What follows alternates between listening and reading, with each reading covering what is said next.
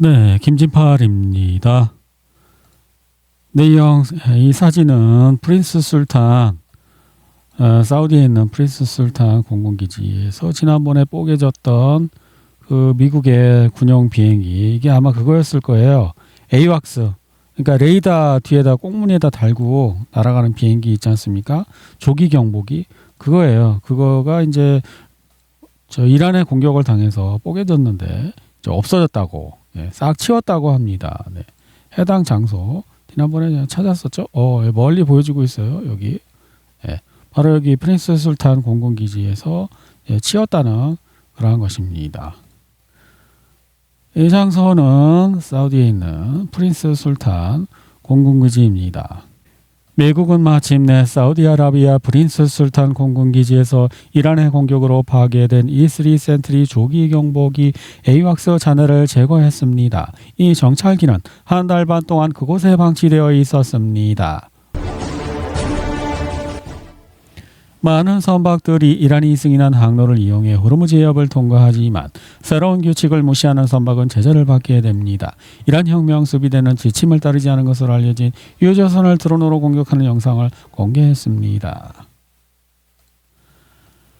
네, 헤즈볼라는 또 FPV 드론으로 이스라엘 아이언돔 발사대를 파괴해 이 공격은 이스라엘 북부 잘 알람 기지에서 발생했습니다. 지난번에 찾은 위치입니다.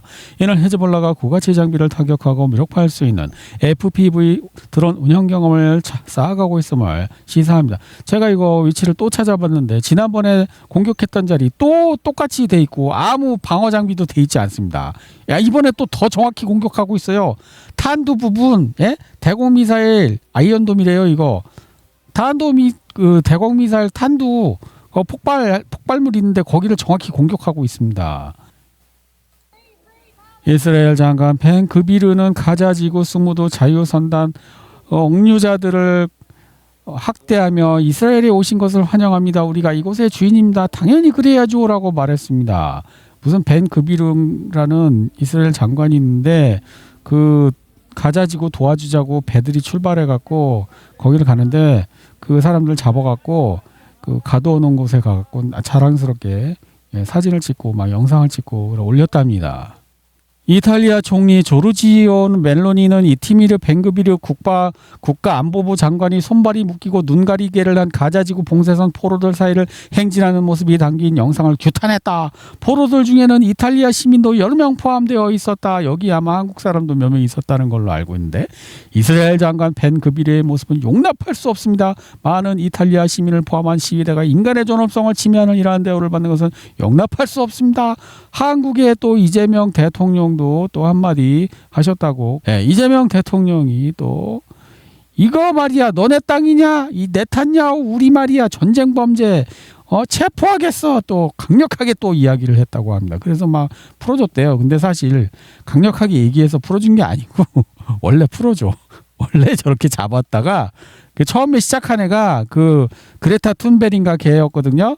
걔는 요즘에 안 하고 잡혔다가 풀려났어. 다 비행기 태워서 보내줘요. 원래. 약속의 땅에 문제가 생긴 건가? 이스라엘 정부는 벤그비르가 가자지구 봉쇄선단 억류자들을 상대로 벌인 소동 때문에 자멸하고 있다. 기드온 사르 외무장관은 야 그럴 것까지는 없지 않니? 야 너 심했어 또 이렇게 얘기합니다. 당신은 이 수치스러운 광경을 통해 고의로 국가에 손해를 끼쳤으며 이는 이번이 처음이 아닙니다. 당신은 이스라엘 방위군 병사로부터 외무부 직원 그리고 수많은 훌륭한 사람들이 기울인 엄청난 전문적이고 성공적인 노력을 헛되게 만들었습니다. 당신은 이스라엘의 얼굴이 아닙니다. 벤그비르는 아무렇지 않은 듯 말했다. 정부 내에는 테러 지지자들을 어떻게 다뤄야 하는지 아직도 이해하지 못하는 사람들이 있습니다.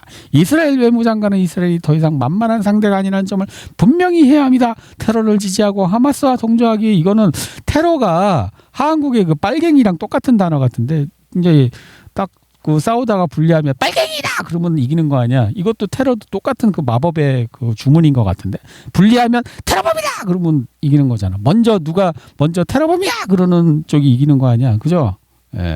이스라엘 사태 수습 나서 벤그비르 장군이 시위 관련자들을 다룬 방식은 이스라엘의 가치와 규범에 부합하지 않는다. 네탄야후 총리실도 네탄야후도 야 그건 아니지 또 이렇게 이야기하고 있습니다. 벤그비르라는 사람이 굉장히 그건가 봐요. 그 강경파 그래서 이제 헤즈볼라가 이 사람이 어디야 여단장을 죽였대.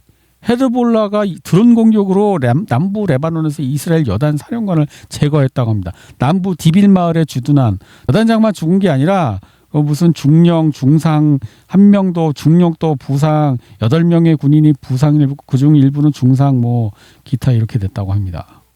항해 데이터에 따르면 지난 24시간 동안 이란과의 합의 후 26척의 선박이 호르무즈 해협을 통과했으며 이는 이란 혁명 수비대가 해협에 이란이 통제하에 개방되어 있다고 발표한 내용과 일치합니다. 하지만 24시간 동안 26척의 선박 통행량은 전쟁 이전 수준에 훨씬 못 미치는 수치입니다. 현재 호르무즈 해협은 정상 용량의 약 25% 수준으로 운영되고 있습니다. 네, 영국 전투기 리벳 조인트가 정찰기죠. 영국 정찰기 리벳 조인트가 지난달 흑해 상공에서 러시아 전투기의 요격을 2차례 받아 위험한 상황에 처했다고.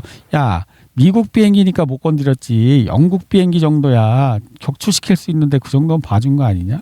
파키스탄 내무부 장관이 또 이란 대통령하고 만나갖고 미국의 제안 이제 중재 그 역할이잖아요. 그 중재자가 가갖고 미국이 또 뭘 제안을 했다 그러니까 그거를 또 전달하러 왔다는 것입니다. 그래서 속보 타스님 통신은 협상팀과 가까운 소식통을 인용해 미국이 파키스탄 중재자를 통해 이란의 새로운 협상안 초안을 전달. 그러니까 어떻게 된 거예요? 트럼프가 공격한다. 그러니까 이란이 잠깐만 내가 한 발 양보할게. 그러니까 트럼프가 잠깐만 한번 검토해볼게. 그리고 트럼프가 다시 또 역제안을 또 했다는 거 아니에요. 이거 왜 이러는 걸까요? 어차피 받아들이지 않을 건데. 속보 미국 상원이 트럼프 대통령의 의회의 명시적인 승인을 받지 않은 한 이란에 대한 군사작전을 중단하도록 하는 전쟁 관한 결의안을 통과시켰답니다. 드디어 통과됐네. 상원이 이 결의안에 찬성표를 던진 것은 이번이 7번째 실패 끝에 처음입니다. 이 결의안은 트럼프 대통령의 행정 권한에 대한 직접적인 도전이지만 발효되기 위해서 몇 가지 추가적인 입법 절차를 거쳐야 하는 게 통과는 됐는데 좀 몇 가지 뭐가 있대요. 어쨌든 미국 의회가 트럼프가 우리 명령 없이 우리 허락 없이는 공격 못함 이런 걸 통과시켰다고 합니다. 트럼프 대통령은 이란 문제를 매우 빠르게 해결할 것이며 경제는 호황이지만 사람들은 아직 그 효과를 체감하지 못하고 있다고 말했다. 너네는 호황이겠지.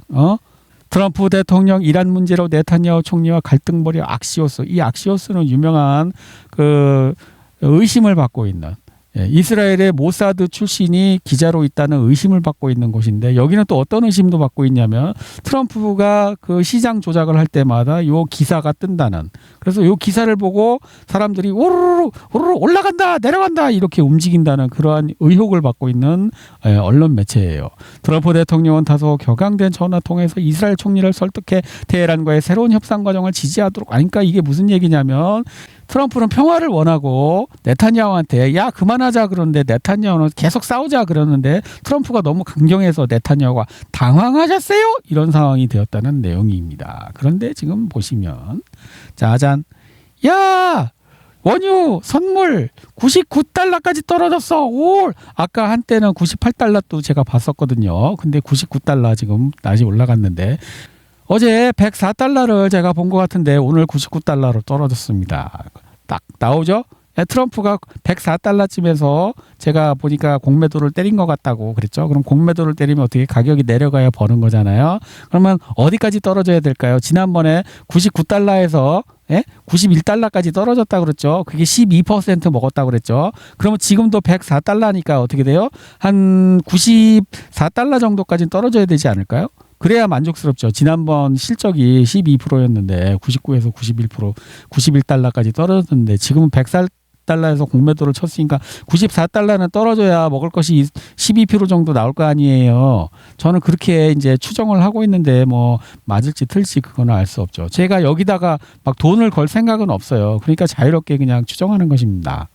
트럼프는 평생 세무조사 면제를 받았다. 로이터. 미국 법무부는 국세청이 트럼프의 과거 세금 신고서, 그의 친척 그리고 그의 회사들에 대한 세무조사를 실시하는 것을 금지했다.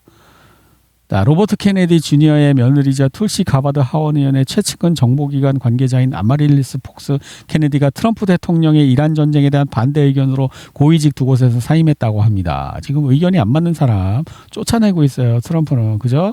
예. 충성하지 않고 무조건 충성하지 않고 자기 의견이 있고 자기 양심에 따라서 뭘 하려는 사람은 다 이제 퇴출하고 있습니다. CNN 트럼프는 가장 중요한 지지층에서 영향력을 잃어가고 있다. 트럼프의 핵심 지지 기반인 대학에 학위가 없는 백인 미국인들 사이에서 그의 지지율은 떨어지고 있다. 그리고 전반적으로 다 떨어지고 있습니다. 대학 학위가 있든지 없든지 백인이든지 아니든지 모든 인종에서 떨어지고 있다고 합니다.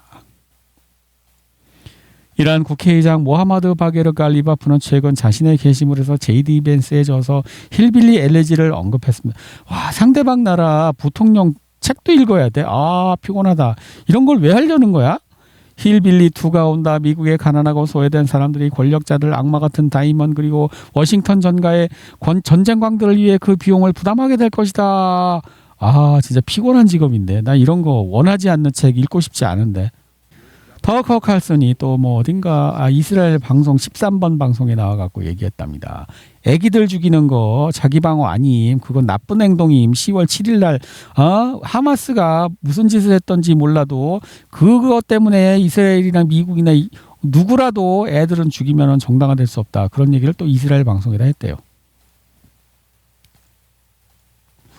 이 사람이 이제 미국 그 제도 쿠퍼 제독인가 그 책임자인 것 같은데 미나부 학교에 대해서 뭔가 변명을 했대요. 내용이 뭔가 하니 거기 미사일 발사 시설 내에 초등학교가 있었다고 주장을 했다고 합니다. 아니 정말 사실이야? 내가 찾아보겠습니다. 미나부 학교 이렇게 생겼습니다. 네, 거기 초등학생 있던 학교, 여기가 군 기지였던 것은 맞습니다. 예, 이 전체 군 기지인데 그 귀탱이에 초등학교가 있는데 이거는 옛날 팔레비 왕조 시절에 친미 정권일 때 미국이 지어줬대요. 지어줄 때 군부대 옆에다가 학교를 붙여서 같이 지어줬대요. 따로 짓긴 그렇잖아요. 그죠? 그러니까 이제 군부대 짓는 김에 거기다가 학교를 붙여서 지어줘서 이렇게 생겼다고 합니다. 그러니까 군부대가 맞긴 맞는 거예요. 그런데 있지 않습니까? 미사일 기지는요, 이렇게 생겼다는 것입니다. 이렇게 산골짜기, 깊숙한 산 골짜기에 이렇게 그 산 밑에다가 밑둥에다 구멍 뻥뻥 뚫고 쥐굴처럼 이렇게 해고, 여기도 막 거의 비포장 막 이렇게 막 산길로 막 차 타고 막 덜커덩 가야 되는데 있는데 지금 여기가 그렇게 생겼습니까? 예? 여기는 그렇게 하나도 안 그렇게 생긴 것 같은데? 예? 보세요. 완전 시내에 평지에 민간이 있는 데 있잖아요. 아까 제가 보여드린 그거는 여기 이런 데 산골짜기 있는 거예요. 여기요, 이런 산골짜기 구석구석 이렇게 해갖고 이런 데 들어가갖고, 예, 산 밑둥에다가 구멍 뚫고 산 속으로 이렇게, 예, 이렇게 구멍 뚫고 이런 데다가 미사일 넣어놨다가 시작하는, 여기 학교가 어딨어? 학교 같은 게 보이지도 않구만. 비겁한 변명입니다. 다다다다다다다다다다. 비겁한 변명입니다. 미국 의회는 피퓨리 작전 중 발생한 항공기 손실에 대한 공식 보고서를 발표했습니다. 뭐 이렇게 손실을 입었다 그러는데 이게 손실이냐? 완파 아니냐? 완파? 손실이라고 하기에는 너무 많이 망가진 거 아니냐? 이것도 손상이래요. 손상. 예, 손실이 아니고 손상. 이게 손상이야? 완파 같은데 이거 어떻게 고쳐서 쓰겠어? 그냥 폐차시켜야 될 것 같은데? 네, 우크라이나 측의 발표에 따르면 러시아가 드론에다가 이제 제트 엔진을 달아갖고 그게 숫자가 많아지고 있다고 합니다. 그래서 제트 엔진 달린 드론이 많아지니까 막기가 힘들다고 합니다. 스카이 뉴스에 따르면, 이거 영국입니다. 영국 신문. 도널드 투스크 폴란드 총리는 바르샤바에서 열린 기자회견에서 우크라이나 분쟁이 계속해서 격화될 경우 나토가 조치를 취할 수 있다고, 지가 무슨 나토 대장이라도 되는 줄. 참나. 아, 그래 알았어. 원한다 이거지. 니네 젊은 애들 짝짓기 못해갖고 발광난 애들, 걔네들 전쟁터에 내보내서 죽이고 싶다 그거 아니야. 아, 되나 보자 한디. 네, 이거는 또 우크라이나에서 이 러시아 계란 드론을 격추했다고 하는데 등에 그 대공 미사일, 공대공 미사일이죠. 대공 미사일이 아니라, 예. 아, 우크라이나에서 그 계란 드론 격추된 걸 놓고 막 망치도 때리는 그런 게 있는데, 아저씨, 이 사람 애국자 같은데 왜 군대를 안 갔어요? 딱 잡아갖고 군대에 데려가면 좋겠네. 애국자인데?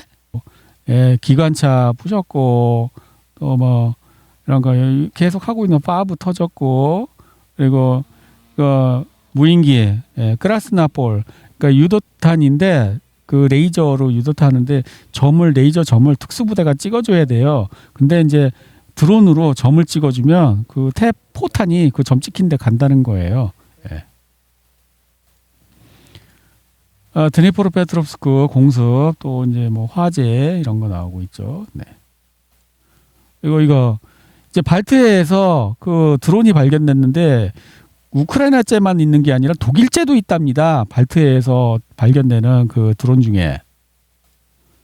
그리고 리투아니아 무인항공기 공습 경보 그래갖고 막 여기 정치인들도 방공호에 숨고 난리 났다고 합니다. 리투아니아가 어디냐면 여기가 리투아니아입니다. 그리고 러시아가 야 여기 우크라이나고 니네 군부대 와 있는 거 알고 있어 했던 건 라트비아. 여기에 드론 나타났다고 또 막 난리 났답니다.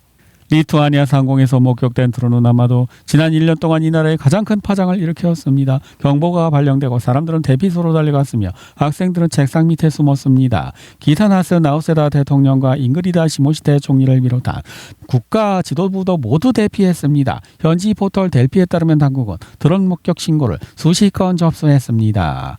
근데 제가 이거 탈린은 또 에스토니아인가 뭐 그런 나라예요. 그 발트해 상공.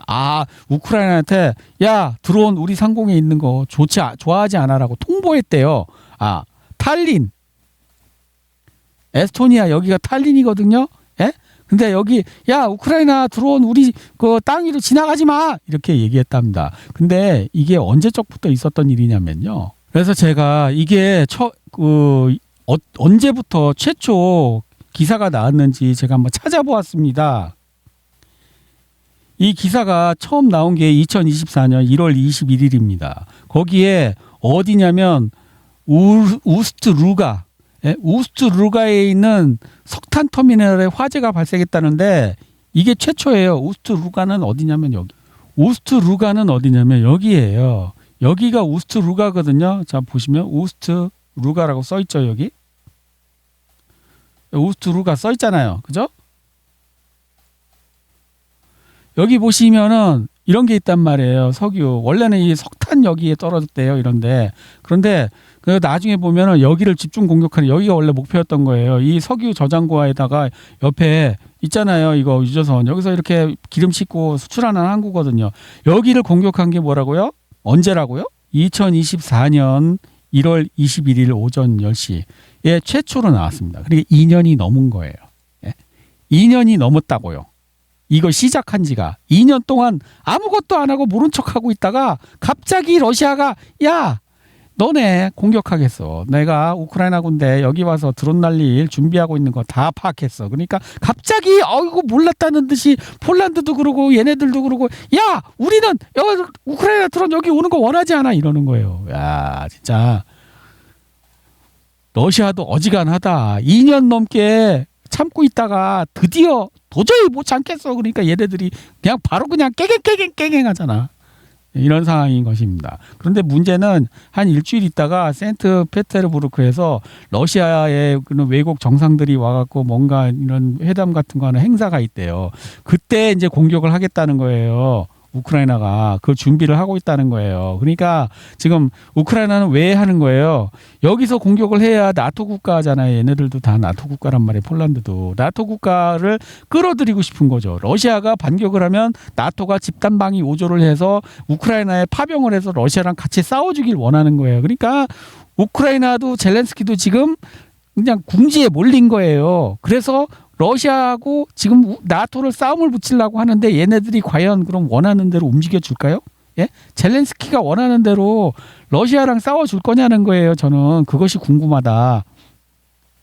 폴란드도 우크라이나군 드론이 나토 회원국에 도달하지 않도록 요구했다고 합니다. 러시아가 이제 공격 목표 딱 설정했잖아요. 너네 계속하면 거기 여기 우크라이나군 와 있는데 우리가 파악했으니까 거기 공격할 거야. 그러니까 야 폴란드도 야 우리는 우크라이나 들어오는 거 원하지 않는다 얘기하고 있어요. 미국은 대규모 위기 발생 시 나토에 투입할 수 있는 병력 규모를 줄일 계획이라고 로이터 통신이 전했다. 미국은 거기 끼고 싶어 하지 않는 것 같은데. 미 국방부 동맹국에 신속하게 제공할 수 있는 미군 병력과 무기의 수를 줄일 계획입니다. 줄인다는데 병력과 무기를? 이번 조치는 유럽이 자체 방위에 대한 더 많은 책임을 져야 한다는 트럼프의 입장을 반영합니다. 트럼프는 그냥 나는 빠지고 싶으니까 니들끼리 싸워. 야 푸틴하고 저쪽 유럽과 니들끼리 싸워갖고 둘 다 죽어 그냥.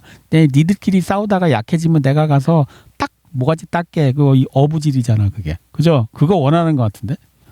네. 러시아 대통령실에서 분석을 해보니까 러시아가 발트 3국을 점령하려면 얼마나 걸리냐. 40만 명 러시아군과 벨라루스군 40만 명 이렇게 하면은 5일 동안 닷새면은 점령한대요. 러시아군과 벨라루스군 합해서 40만 명 동원하면 5일 만에 점령할 수 있답니다. 발트 3국 다.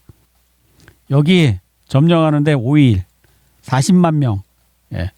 러시아군하고 벨라루스군 합쳐서 40만 명에서 여기 싹 점령해버리고 여기 육로 회랑 딱 뚫어버리고 야 너네 있잖아 비료 수출 바로 다이렉트로 해 이렇게 할 수 있다는 것입니다.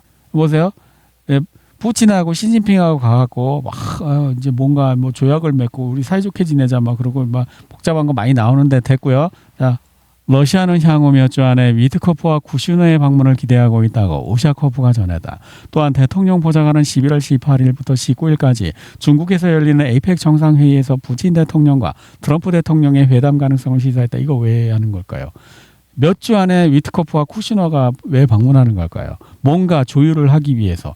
야 내가 있잖아 지금 너무 힘들어갖고 얘네들 혼 좀 내줘야 되겠는데 이거 핵전쟁 하려고 그러는 건 아니고 얘네들 그냥 조금만 혼내주려고 하는 거니까 무서워하지 마, 겁먹지 말고 당황하지 말고 얘네들 여기까지만 조금 혼을 내줄게.